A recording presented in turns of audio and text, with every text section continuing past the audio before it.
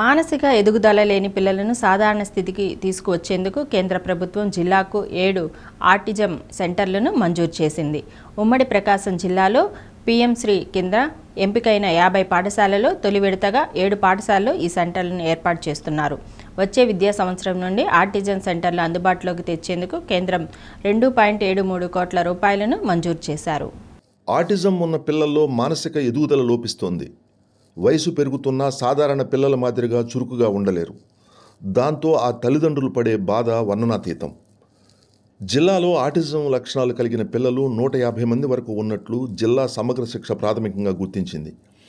దేశవ్యాప్తంగా ఇలాంటి లక్షణాలు కలిగిన పిల్లలు లక్షల్లో ఉండటంతో వారిని ప్రత్యేక విధానంతో సాధారణ స్థితికి తీసుకురావాలని కేంద్ర ప్రభుత్వం ప్రత్యేకంగా ఆటిజం సెంటర్లు ఏర్పాటు చేస్తుంది.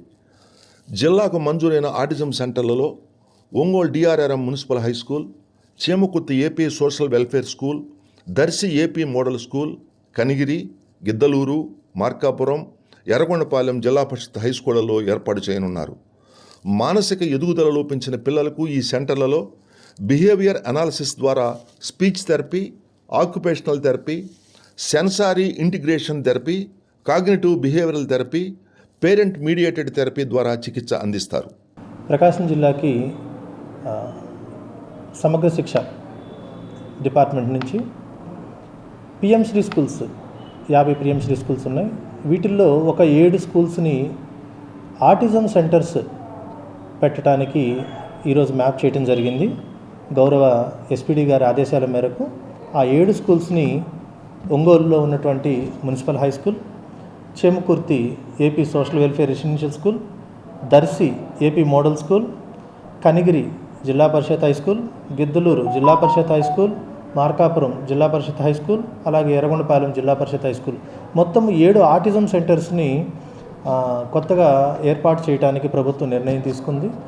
పిల్లల్లో మానసికంగా ఎదుగుదల లేని పిల్లలు కూడా వాళ్ళు సోషల్గా మిగతా వాళ్ళతో కలవాలి, మిగతా వాళ్ళతో కలిసి వాళ్ళ యొక్క మెదడు అభివృద్ధి అనేటువంటిది, ఆ నాడీ సంబంధమైనటువంటి ఆ డిజార్డర్ ఏదైతే ఉందో దాన్ని ఓవర్కమ్ చేయాలి అనేటువంటిది.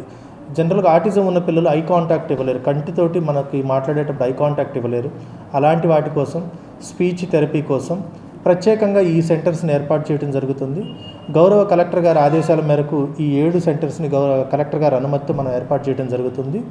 ఈ 7 సెంటర్లో కూడా 2 రూముల్లో ఉన్నటువంటి కొత్త రూమ్స్ని మనం కన్స్ట్రక్ట్ చేస్తున్నాం సమగ్ర శిక్ష తరపున. ఈ కొత్తగా కట్టే రూముల్లో ఈ ఆటిజం పిల్లలు ఎవరైతే ఉన్నారో జిల్లాలో దాదాపుగా ఒక 150 మంది వరకు ఆటిజంతో బాధపడుతున్న విద్యార్థులు ఉండవచ్చు అనేటువంటి ఒక అంచనా మాకు ఉంది. మన స్థానిక ఎమ్మెల్యే గారి సూచన మేరకు మనము డిఆర్ఎం మున్సిపల్ హై స్కూల్లో ఈ ఆటిజం సెంటర్ని ఏర్పాటు చేయడం జరిగింది. ఇవన్నీ కూడా జూన్ జూలైకి ఓపెన్ చేసే విధంగా, ప్రారంభించే విధంగా చర్యలు తీసుకుంటున్నాము. ఇది ఒక రకంగా చెప్పాలి అంటే స్కూల్స్ చరిత్రలో ఒక పెద్ద బ్రేక్ త్రూగా చెప్పవచ్చు. సో మొత్తం ఈ ఆటిజం సెంటర్స్ 7 ఆటిజం సెంటర్లకు కాను మనకు మొత్తము 2,75,00,000 రూపాయలు బడ్జెట్ కూడా ప్రభుత్వం ఇవ్వడం జరిగింది సమగ్ర శిక్ష తరపున.